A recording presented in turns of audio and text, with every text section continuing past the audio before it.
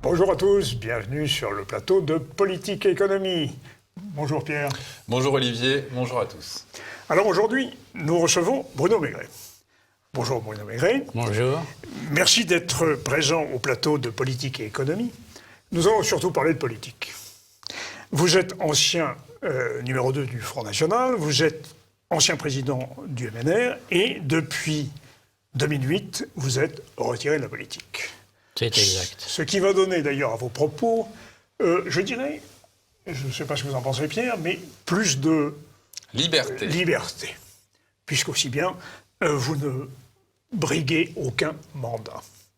Or, le sujet que nous allons traiter aujourd'hui est d'importance, c'est l'islam et le choc des civilisations. Et vous allez nous proposer des solutions que nous allons étudier ensemble, qui sont des solutions institutionnelles. Et je vais laisser à Pierre le soin de vous poser la première question. Alors Bruno Maigret, malgré la crise covidienne, vous restez optimiste en pensant que tout demeure encore possible. D'un mal peut sortir un bien, dites-vous. À quoi vous pensez ? Si vous voulez, moi ce qui me frappe, c'est que la situation s'est tellement dégradée au regard des problèmes liés à l'immigration que beaucoup de gens commencent à prendre conscience de la réalité des problèmes et commencent à se rendre compte que c'est finalement la survie même de notre nation qui est aujourd'hui menacée.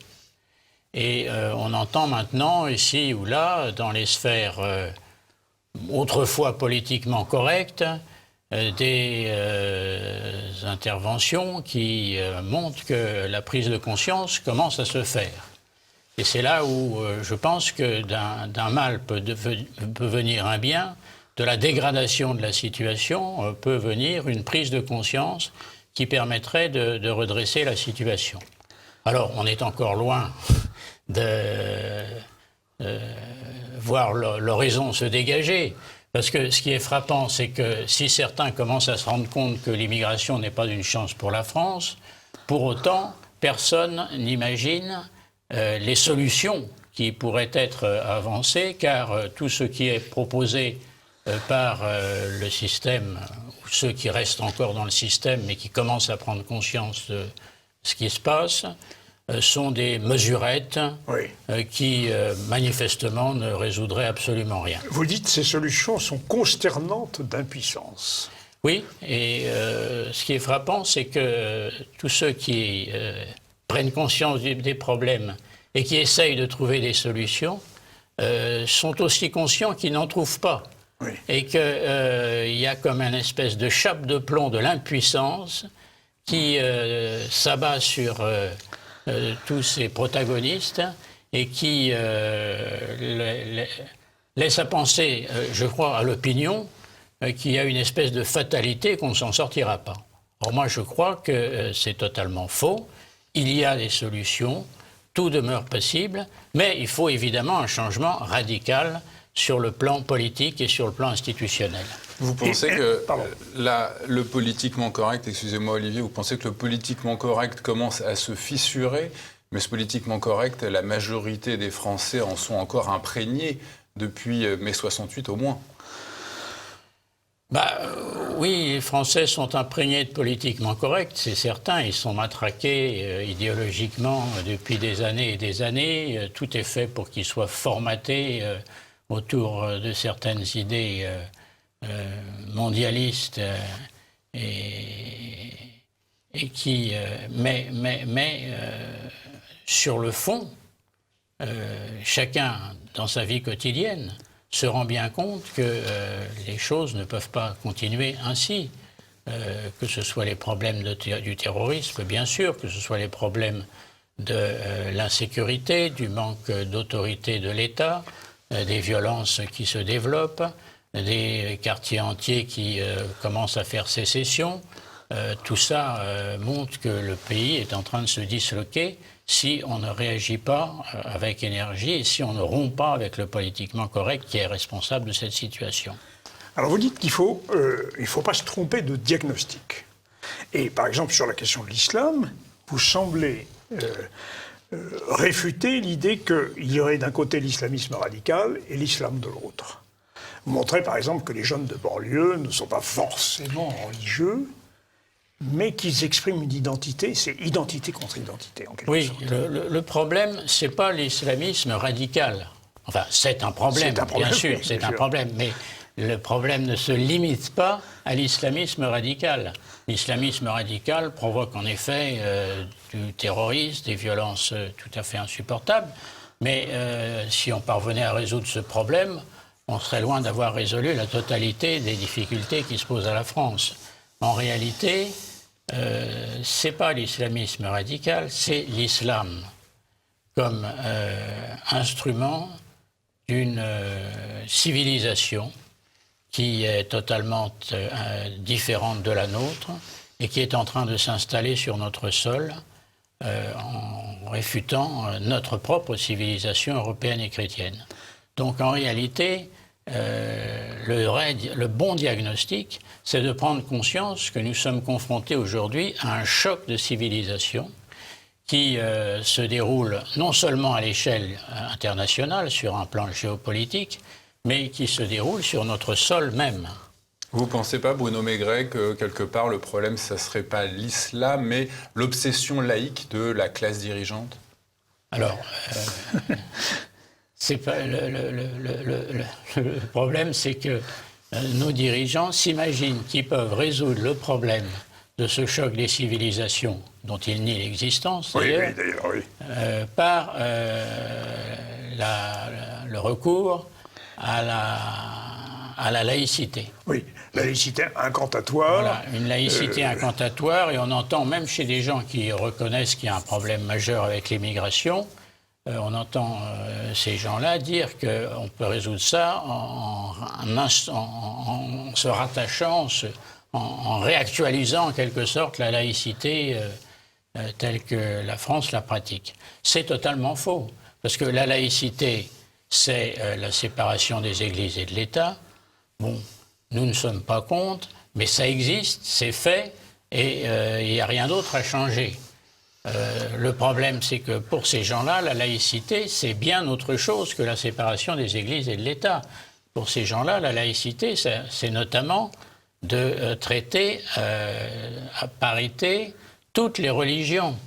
Et donc, c'est nier cette réalité fondamentale qu'au-delà de l'aspect spirituel, évidemment fondamental dans chaque religion, il y a une composante culturelle qui fait que beaucoup des religions sont des parties prenantes dans l'identité des peuples qui pratiquent traditionnellement et historiquement cette religion. En clair, l'identité française a une composante chrétienne fondamentale, importante, parce que la France a été façonnée pendant 15 siècles par le christianisme. Et que l'on soit chrétien ou pas, que l'on soit croyant ou pas, c'est une réalité qu'on ne peut pas nier, et c'est une réalité qu'il faut conserver et prendre en compte. Et lorsque on met sur le même plan l'islam, qui est une religion étrangère, présente sur notre sol depuis quelques décennies, à parité avec le christianisme, qui a structuré notre pays depuis 15 siècles, on fait une promotion extraordinaire de l'islam, et on nie cette réalité identitaire qu'est la composante chrétienne de notre civilisation. Et donc, on fait tout le contraire de ce qui devrait être fait. Au fond, si on voulait résumer ça par une petite équation, le polytechnicien que vous êtes ne dira pas. Non, la laïcité, c'est 1 pour l'islam, 0 pour le christianisme. Oui. En quelque sorte. C'est-à-dire que le choc des civilisations, c'est un combat identitaire. Identité contre identité. Oui. Bon. Si on ne défend pas notre identité, eh bien, nous allons être submergés par une civilisation étrangère qui va s'installer, qui va remplacer purement et simplement notre civilisation. Donc, il faut bien comprendre que tout ce qui peut favoriser l'identité étrangère sur notre sol est quelque chose de parfaitement dangereux est quelque chose qu'il faut à tout prix empêcher. Mais est-ce que, Bruno Maigret, on peut parler d'une civilisation islamique quand on voit ce qui se passe entre le sunnisme et le chiisme ? Oui, je pense qu'on peut quand même parler d'une civilisation islamique. Moi, ce que je pense, c'est que si on prend un peu de champ, sur le plan géopolitique, il y a eu un changement absolument majeur depuis l'effondrement du bloc soviétique. Autrefois, le monde était structuré autour de deux entités antagonistes qui étaient le monde libre, le monde dit libre, comme on l'appelait, c'est-à-dire l'Occident, grosso modo, et puis le monde communiste. D'ailleurs, les deux étant finalement structurés par des Européens ou des descendants d'Européens. Le fond culturel était le même. Voilà, le fond culturel était le même. Il y avait un antagonisme idéologique.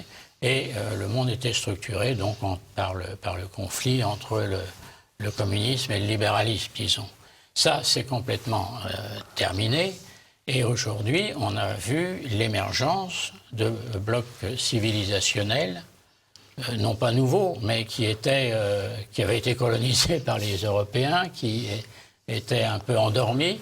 Et c'est vrai que l'émergence de la Chine, qui, ne nous cachons pas, est devenue la première puissance mondiale, d'ores et déjà, l'émergence de l'Inde et l'émergence de la composante islamique fait que l'Europe n'est plus dominante et que l'Europe est sur la défensive et que l'Europe subit un choc de civilisation qui se traduit par une guerre commerciale, une guerre économique vis-à-vis de la Chine, par exemple, une guerre culturelle vis-à-vis de l'islam, mais aussi une guerre très violente à travers le terrorisme avec l'islam, et puis subit cette invasion migratoire qui ne pose pas seulement un problème par rapport à l'islam, mais qui pose aussi un problème ethnique par rapport à toutes sortes de populations qui viennent de pays africains ou de pays non européens et qui mettent en cause notre identité, non seulement sur le plan culturel, non seulement sur le plan religieux, mais aussi sur le plan ethnique.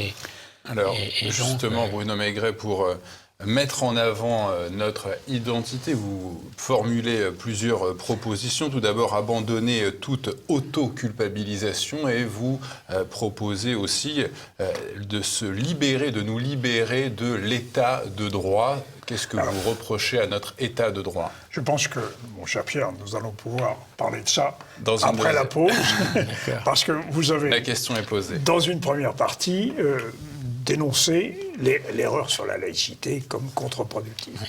Mais il y a une autre erreur aussi que vous dénoncez peut-être avant de répondre à la question que Pierre pose et que nous allons vous poser au début de la seconde partie.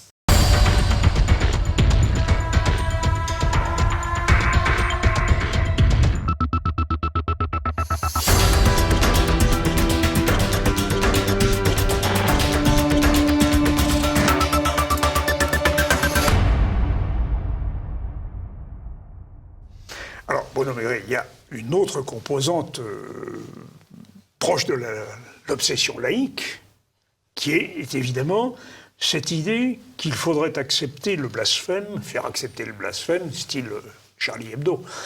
Or, la République a brandi les caricatures de Mahomet comme le nouvel étendard. On n'est pas forcé d'adhérer et de suivre cet étendard, me semble-t-il, même si nous sommes attachés à la liberté d'expression. Et là, il y a un vrai problème avec l'islam sur le problème du blasphème. Oui, c'est je crois, un point très important parce que cette affaire de Charlie Hebdo est extrêmement emblématique de l'impasse dans laquelle nous conduit le recours systématique à la laïcité. Parce qu'on a l'impression que ce qu'on exige des immigrés, et notamment des musulmans, c'est l'acceptation du blasphème, l'acceptation des caricatures de leurs prophètes et de leurs dieux. Comme si le blasphème était l'alpha et l'oméga de notre civilisation, et comme si Charlie Hebdo était l'expression la plus haute des valeurs de notre civilisation, ce qui est complètement aberrant et complètement absurde. On refuse d'imposer aux immigrés notre civilisation, ce qui les conduirait à l'assimilation, comme ce fut le cas autrefois pour ceux qui sont venus notamment de pays voisins comme les Italiens, les Espagnols ou les Portugais ou les Polonais. On refuse de leur imposer notre identité, mais on exige d'eux qu'ils acceptent que l'on blasphème leur Dieu et leurs prophètes, et cela au nom de la liberté d'expression, ce qui, soit dit en passant, est complètement aberrant, parce que, bien sûr, nous sommes pour la liberté d'expression, mais que je sache, dans notre pays, d'ores et déjà aujourd'hui, la liberté d'expression est quand même plus qu'encadrée. Voilà. Puisque on ne peut plus rien dire désagréable, c'est-à-dire on ne peut plus s'exprimer librement sur un certain nombre de groupes dans notre société. Et moi, je pose alors la question... pourquoi est-ce qu'on ne peut pas critiquer? Pourquoi est-ce qu'il faut mettre, par exemple, les homosexuels à l'abri de l'homophobie et qu'il ne faudrait pas mettre les croyants à l'abri du blasphème public? Donc, si il faut mettre en cause la laïcité comme égalitarisme entre les religions, il faut, en revanche, je pense, interdire le blasphème à l'égard des musulmans, mais à l'égard de toute religion. Mais Bruno Maigret, notre identité, c'est, comme vous le disiez tout à l'heure, c'est 15 siècles de christianisme ou c'est la République? Eh oui, c'est ça. Notre identité, c'est les deux. J'ai l'impression que c'est boire ou conduire, il faut choisir, non? Non, je pense que notre identité... il faut faire comme tous les grands hommes qui ont marqué notre pays. Il faut accepter la totalité de l'histoire de France dans toutes ses composantes.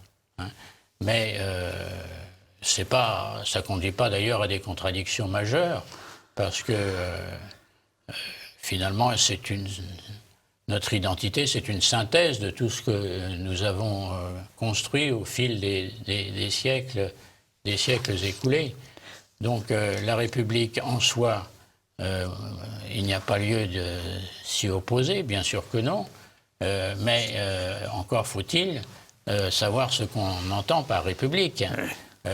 Les valeurs de la République, c'est la liberté, on est pour, c'est l'égalité, si c'est l'égalité des droits, oui. On est pour, la fraternité, si c'est justement... ce qui permet de souder ensemble un peuple et de garder son unité, on est pour. Mais si les valeurs de la République, comme c'est le cas actuellement, deviennent une espèce de catéchisme du politiquement correct, avec tout ce que ça implique de valeurs destructrices, non seulement de notre identité, mais de tout ce qui fonde l'humanisme qui est le nôtre, eh bien, évidemment, ça n'est pas acceptable. Mais il y a un moment quand même où on a l'impression que, justement, à travers la laïcité, à travers l'acceptation du blasphème, la République occulterait un peu la France, quand même. Alors, bien sûr, les gens du système,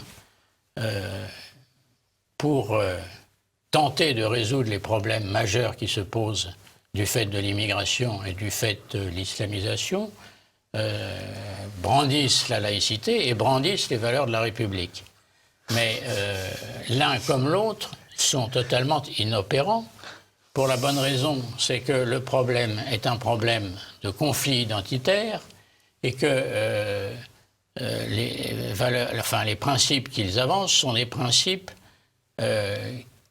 totalement déracinants, totalement déracinés, qui, précisément, ne peuvent pas... vous affirmez même qu'il faut mettre de côté les concepts universalistes. Il ne faut pas les mésestimer, mais il faut les mettre de côté en ce sens qu'ils ne sont pas opératoires dans un combat identitaire.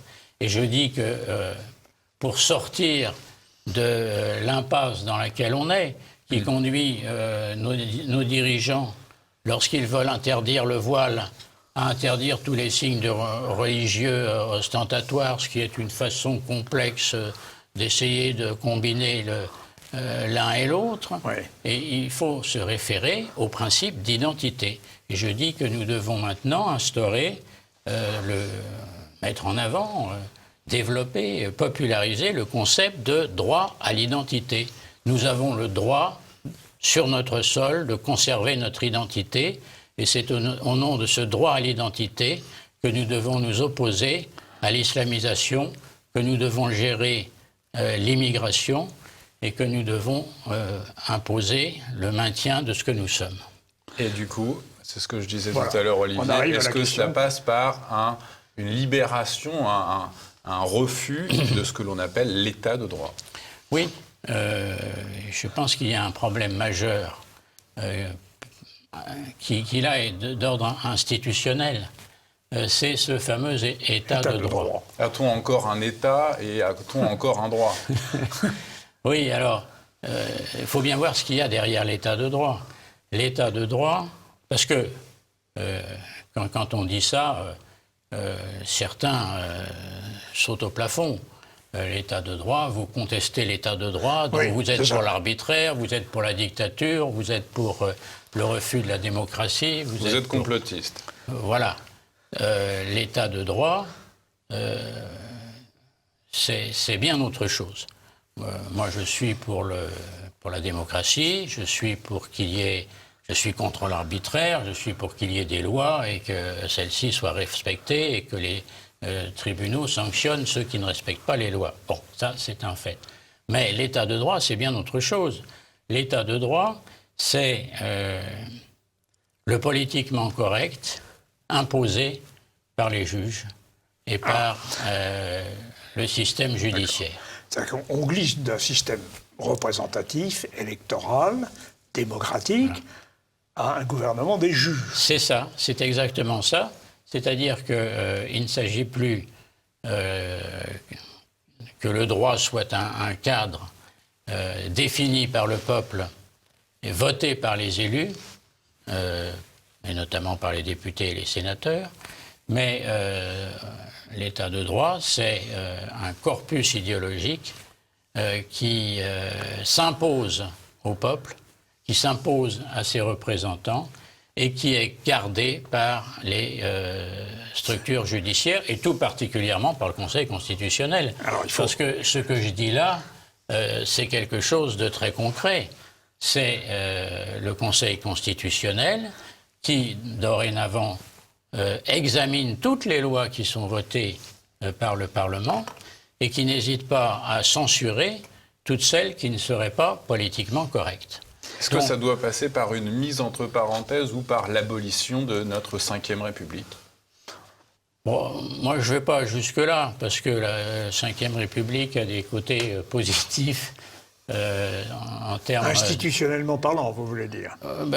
Oui, je pense qu'un exécutif fort, oui. C'est positif. Le problème, c'est que la Ve République a été sapée dans ses fondements même par la montée en puissance du Conseil constitutionnel. Il faut savoir quand même que lorsque la Ve République a été instaurée, et donc que le Conseil constitutionnel a été créé, parce qu'il n'y avait pas de Conseil constitutionnel avant la Ve République, ce Conseil constitutionnel avait pour seul but de vérifier que les articles de la Constitution étaient respectés. Puis il y a eu un espèce de coup d'État institutionnel qui a été orchestré directement par les membres du Conseil constitutionnel, qui ont commencé à juger non plus seulement en fonction des articles de la Constitution, en fonction du préambule, mais en fonction du préambule et même de l'interprétation qu'ils faisaient du préambule, oui, mais lequel préambule a été enrichi au fil des années de textes innombrables qui donnent finalement au Conseil constitutionnel la possibilité de juger de tout et par référence à cette espèce de catéchisme politiquement correct dont je parlais tout à l'heure. Mais pourquoi a-t-on introduit des principes non juridiques dans la Constitution, qui est par définition un acte juridique?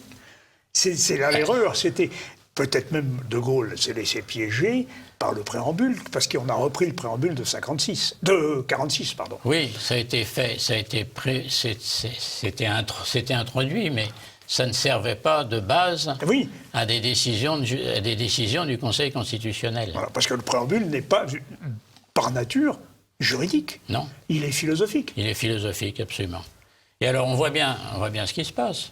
C'est que plus vous enrichissez ce préambule de textes politiquement orientés, plus vous donnez de pouvoir au Conseil constitutionnel, plus vous augmentez les possibilités de saisine du Conseil constitutionnel en annonçant aux Français que ça sera une façon de garantir leurs droits, et plus en réalité vous les diminuez, puisque plus le Conseil constitutionnel a des possibilités de saisine, plus il va étendre son pouvoir et avoir ainsi l'occasion de censurer, comme c'est le cas maintenant, toutes les lois, même des lois qui sont déjà en application,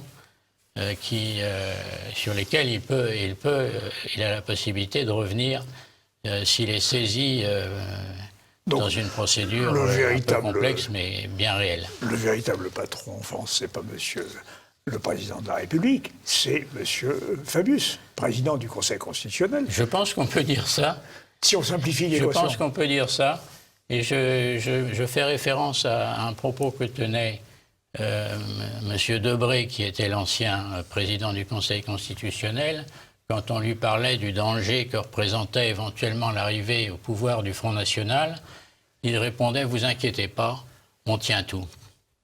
Et le « on tient tout », c'est le Conseil constitutionnel tient tout, c'est-à-dire qu'effectivement, ne vous inquiétez pas si le Front National a des velléités de sortir de la ligne politiquement correcte, il sera censuré. Alors que faire? Supprimer le préambule? Alors, si vous me permettez, je voudrais ajouter qu'il y a le Conseil constitutionnel, mais derrière, il y a tout le système judiciaire. Parce que toutes les juridictions ont maintenant cette démarche de s'ériger en pouvoir de contrôle et finalement en pouvoir politique suprême. J'ai été frappé, par exemple, j'ai toujours ça en tête, lorsque c'était sous Hollande, avait été décidé de démanteler un camp de réfugiés à Calais. Une procédure a été engagée pour annuler la décision gouvernementale de ce démantèlement qui, au demeurant, d'ailleurs, ne servait à rien. Mais c'est pas là mon propos. Et on a vu une petite juge du tribunal administratif venir sur place pour voir ce qu'il y avait lieu de faire et pour décider si oui ou non le gouvernement pouvait procéder au démantèlement. C'est pas possible. On sait par exemple que les juges empêchent systématiquement l'expulsion des clandestins. Voilà. C'est pas possible. Donc c'est tout le système judiciaire qu'il faut remettre au pas et rétablir l'équilibre des pouvoirs entre le pouvoir exécutif, le pouvoir législatif et le pouvoir judiciaire. Ça passe par une fermeture de l'École nationale de la magistrature, selon vous? Par une fermeture des syndicats de juges? Oui, enfin, je pense que ça passe en tout cas par une modification radicale du recrutement des magistrats. Je pense qu'il faudrait qu'il y ait au moins la moitié des magistrats qui soient recrutés parmi les policiers, parmi les avocats, parmi les huissiers, les greffiers, et peut-être même quelques chefs d'entreprise, après tout. Absolument. Il n'est pas normal qu'un petit jeune qui sort de l'école de la magistrature puisse, comme ça, du jour au lendemain, décider à la place du pouvoir politique et à la place de l'exécutif. Alors, ça passe surtout par la réforme du Conseil constitutionnel. Alors, moi, je pense qu'il y a plusieurs solutions. En effet, on pourrait supprimer le préambule, On pourrait imposer au Conseil constitutionnel de ne plus faire référence au préambule. Je pense que la meilleure formule, c'est d'instaurer un droit de recours des décisions du Conseil constitutionnel. Parce que c'est ce qui passerait le mieux. Il ne s'agirait pas de supprimer ce Conseil qui, aujourd'hui, apparaît comme une protection pour les Français. C'est présenté comme ça. Si on démantelait le Conseil constitutionnel, on dirait, mais alors, on va ne protégez plus les Français. On va détruire la protection des Français face au pouvoir exécutif. Le mieux, c'est ce droit de recours, ce qui permettra au Conseil constitutionnel, qui parfois peut avoir quand même des options intéressantes, ce qui permettrait au Conseil constitutionnel de dire ce qu'il a à dire, mais qui donnerait en dernier recours le pouvoir aux politiques. Et alors l'Assemblée, c'est-à-dire que l'exécutif aurait un droit de recours qui le conduirait à soumettre la décision incriminée qu'il conteste, soit à référendum, si c'est vraiment une question fondamentale, soit à un vote ultime de l'Assemblée nationale qui donnerait le dernier mot aux représentants du peuple ou au peuple lui-même. Assemblée nationale qui respectera évidemment après le vote du référendum, puisque ces dernières années, on a vu que ça ne s'est pas passé souvent comme ça. Oui. Soit l'un, soit l'autre. Soit l'un, soit l'autre, oui, absolument. Oui. Autrement dit, vous redonnez le pouvoir au peuple, finalement. Il s'agit de redonner le pouvoir au peuple. Le dernier mot doit revenir au peuple par référendum ou aux représentants du peuple par le vote ultime de l'Assemblée. Et j'ajoute qu'il faut aussi se dégager de la Cour européenne des droits de l'homme, voilà. Parce que la Cour européenne des droits de l'homme émet des décisions qui servent ensuite de jurisprudence aux tribunaux français, à la Cour de cassation et même aux juridictions de plus bas niveau. Or, la Cour européenne des droits de l'homme, c'est du politiquement correct à 100%. Oui, est-ce que vous êtes en train de nous dire, Bruno Maigret, que vous êtes pour le Frexit? Parce que la Cour européenne des droits de l'homme... Les Anglais sont débarrassés de la Cour européenne. Oui, bien sûr, mais il n'y a pas besoin d'en arriver là pour se débarrasser de la Cour européenne des droits de l'homme. Il y a un article qui est prévu dans le traité constitutif de cette Cour européenne qui permet aux États de se retirer moyennant quoi l'envoi d'un courrier approprié. C'est une procédure assez simple. Pour se retirer de la Cour européenne des droits de l'homme, il suffit de le faire. Eh bien, nous allons faire une nouvelle pause. Et alors, en troisième partie, nous allons examiner avec vous les mesures d'exception que vous proposez pour résoudre ce problème, en dehors des considérations juridiques que nous venons de faire sur le Conseil constitutionnel.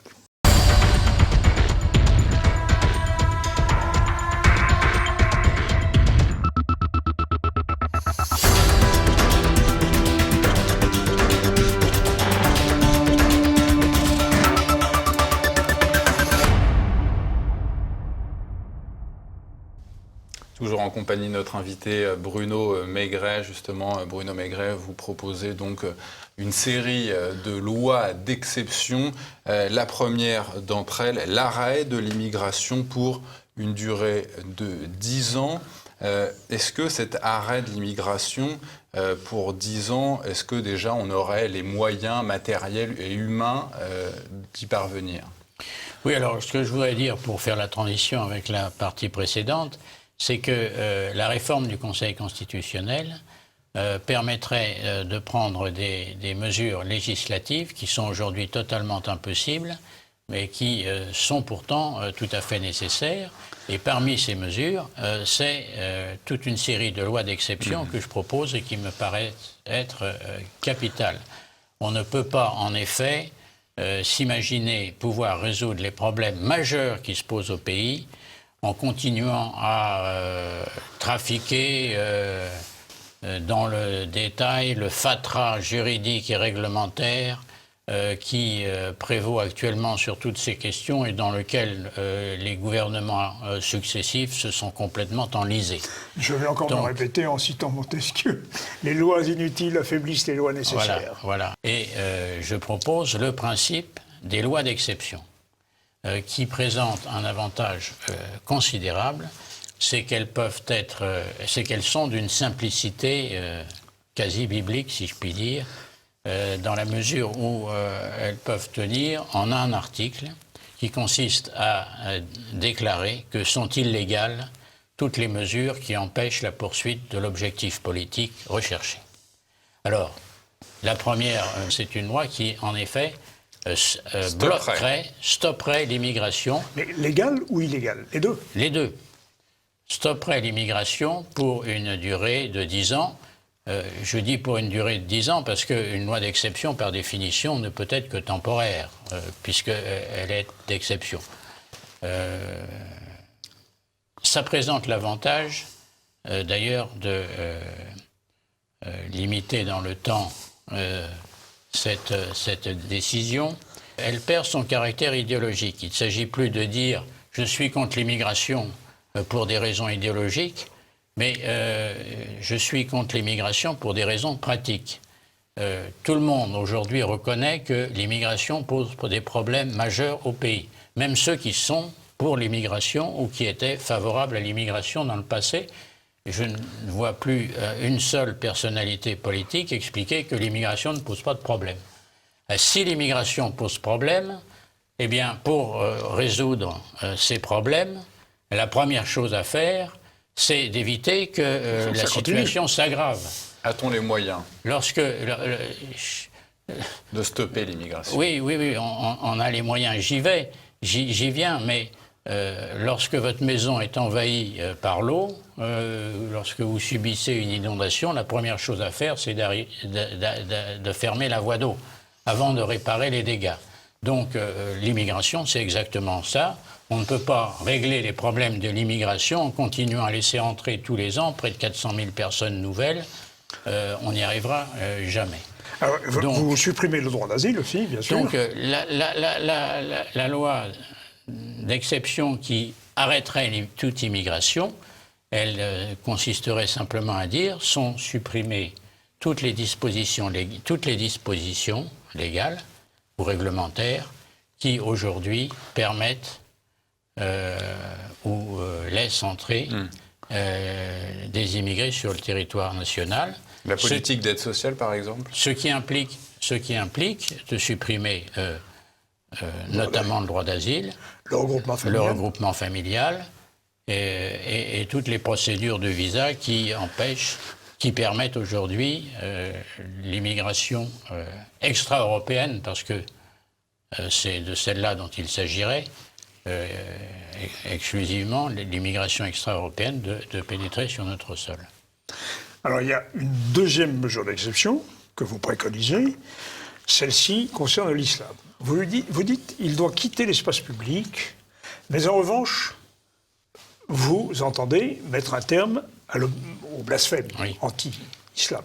Oui, alors là aussi, il faut clarifier les choses et sortir de situations ubuesques. J'ai dit tout à l'heure que l'islam était une religion étrangère à notre civilisation, donc l'islam n'a pas sa place dans le paysage culturel, institutionnel français. Bon, ça ne veut pas dire, évidemment, qu'on va empêcher les musulmans présents aujourd'hui sur notre sol de pratiquer leur religion, ce qui est un droit que nous reconnaissons bien évidemment, un droit fondamental. Et donc, il s'agit simplement que la pratique religieuse de l'islam quitte l'espace public pour se limiter à la sphère privée. Ce qui veut dire en clair qu'il n'est plus question de s'interroger sur le port du voile à l'école, dans les entreprises ou que sais-je. Le port du voile n'a pas sa place dans l'espace public français. Il n'est plus question de s'interroger sur les menus dans les cantines scolaires ou les heures d'ouverture des piscines. Sur les heures d'ouverture des piscines, tout ça ne doit plus exister. L'espace public, Bruno Maigret, vous entendez par exemple les écoles, mais également la rue. Oui, les écoles, la rue, l'entreprise. Les prières de rue, par exemple. Les prières de rue seraient évidemment proscrites. le voile dans la rue serait proscrit, la religion musulmane s'exercerait dans les mosquées, qui bien sûr pourraient continuer d'exister, bien évidemment, et puis chez les pratiquants, dans le domicile des pratiquants. Mais, en revanche, donc la loi d'exception consisterait à supprimer toutes les dispositions qui prennent en compte des spécificités propres à l'islam. Mais en revanche, l'islam serait protégé par la loi française contre le blasphème. Alors, je pense effectivement qu'il faut interdire le blasphème, aussi bien à l'égard d'ailleurs de la religion musulmane qu'à l'égard de toutes les autres religions. Ça me paraît être complètement contre-productif d'agiter stupidement le chiffon rouge du blasphème contre le prophète, alors que ce n'est pas du tout une des composantes majeures de notre identité ou de nos valeurs de civilisation. Ensuite, deux lois qu'on peut peut-être réunir en une. Enfermer les délinquants multirécidivistes, les individus radicalisés, les terroristes, et renvoyer les clandestins et délinquants étrangers. Encore faut-il avoir des juges qui veuillent bien prendre ces mesures-là. Alors, ce qu'il faut savoir, c'est que l'essentiel des crimes et délits sont commis par un petit nombre de personnes connues des services de police, qui sont des multirécidivistes régulièrement relâchés par les juges. Je dis que dans une situation de reprise en main énergique de la situation, il faudrait prendre une loi d'exception qui autoriserait le gouvernement à placer dans des centres de rétention tous les multirécidivistes qui sont en liberté, mettre tous ceux qui sont repérés comme islamistes radicaux, tous les terroristes qui ont été condamnés et qui vont commencer à être relâchés. Et là-dessus, permettez-moi de vous interrompre, et précisément, le Parlement avait voté une loi de surveillance de ces terroristes libérés, et le Conseil constitutionnel a rejeté la disposition. Voilà. Donc avec ma réforme du Conseil constitutionnel, tout ça deviendrait possible. Et si vous procédez à cette mise en rétention dans des centres fermés, l'ensemble de cette population, somme toute limitée à quelques dizaines de milliers de personnes dans le pays, eh bien on aurait du jour au lendemain une amélioration spectaculaire de la sécurité, puisque les auteurs de l'essentiel des crimes et des délits seraient mis hors d'état de nuire. Donc cette loi d'exception serait d'une efficacité totale, si je puis dire. Et pas besoin de passer par les juges, puisque la loi d'exception court-circuiterait en quelque sorte le système judiciaire pour donner les responsabilités de cette opération au pouvoir exécutif. Et je pense d'ailleurs que puisque ça permettrait également l'expulsion des clandestins étrangers, enfin des clandestins, je pense qu'un préfet est tout aussi capable de décider de l'expulsion d'un sans-papier que ne l'est un juge, n'en déplaise aux tenants du politiquement correct. Vous étendez ces lois d'exception, Bruno Maigret par exemple, à la fraude fiscale, aux délits financiers également? Je pense qu'il n'y a pas lieu de sélectionner. Enfin, je pense que cette disposition doit porter sur ce qui met en cause la sécurité physique non, mais des que ce Français. soit les grands délinquants ou les petits délinquants. Donc ça concernerait tous les délits ou tous les crimes qui mettent en cause la sécurité physique, l'intégrité en quelque sorte des personnes et des biens. Voilà. Alors, il y a une loi aussi d'exception qui est celle de l'éradication par la force, des zones de non-droit. Alors là, ça me paraît une opération plus difficile, parce que nous ne sommes pas dans la délinquance terroriste, nous sommes dans la petite délinquance, dans les trafics, dans l'occupation de territoire, le contrôle de territoire. Il suppose quand même des forces de police conséquentes. Oui. Alors là, il s'agit d'une loi d'exception qui donnerait au pouvoir exécutif la possibilité d'investir ces quartiers, pas tous en même temps, parce que ça serait impossible compte tenu du manque d'effectifs, enfin, il faudrait des effectifs considérables, mais de prendre tous ces quartiers les uns après les autres, de les investir par des forces de police massives qui s'installent en quelque sorte à demeure dans le quartier concerné. Pas de militaires? Éventuellement, l'armée pourrait apporter son concours pour sécuriser ces zones. À condition qu'elle se retire du Mali, par exemple. Pardon? À condition qu'elle se retire du Mali. Oui, oui. Et il vaut mieux combattre le terrorisme chez nous que de le combattre à l'extérieur.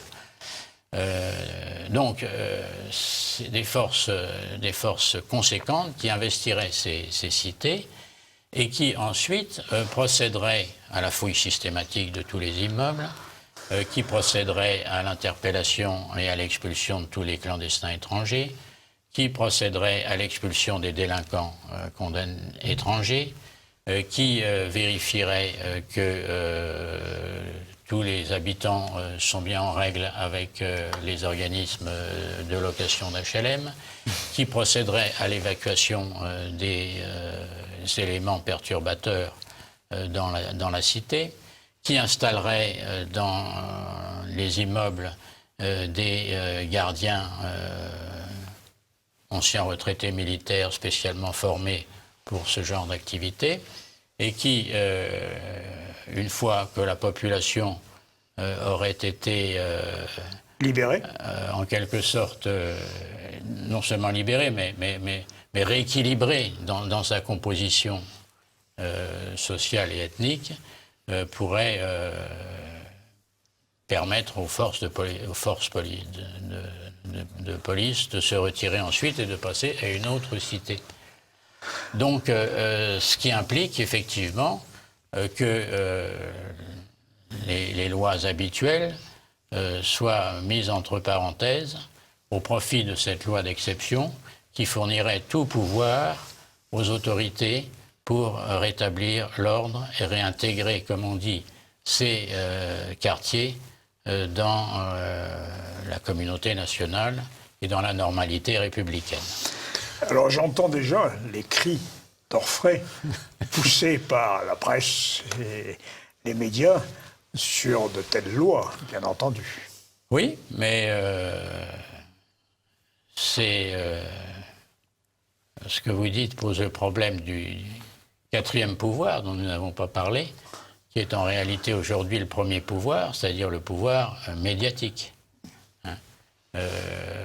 Aujourd'hui, le système de...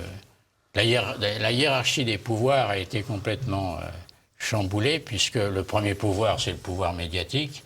Le deuxième pouvoir, c'est le pouvoir judiciaire, voilà. Enfin, juridictionnel. On en a parlé. Et puis ensuite viennent le pouvoir exécutif et le pouvoir législatif. Le législatif en queue de peloton. Et alors, d'ailleurs, si on prend en conscience de cette réalité, on comprend pourquoi tout va mal dans notre pays. Parce que le pouvoir médiatique, c'est un pouvoir d'influence. Le pouvoir judiciaire, c'est un pouvoir de contrôle. Alors que le pouvoir exécutif et législatif est un pouvoir de décision. Donc si la décision en France passe après le contrôle et l'influence, il ne faut pas s'étonner que nous soyons réduits à l'impuissance. Donc là aussi, il faut renverser les choses et le pouvoir médiatique doit être remis à sa place. Quand je dis remis à sa place, là, je n'ai pas de loi d'exception à envisager, mais il est clair... Les subventions. Il est clair, oui, déjà, les subventions peuvent être revues, et puis il faut... assurer la diversité pleine et entière du paysage médiatique, TV Liberté en est un élément essentiel. Ô combien. Mais qui devrait, une diversité qui devrait se développer.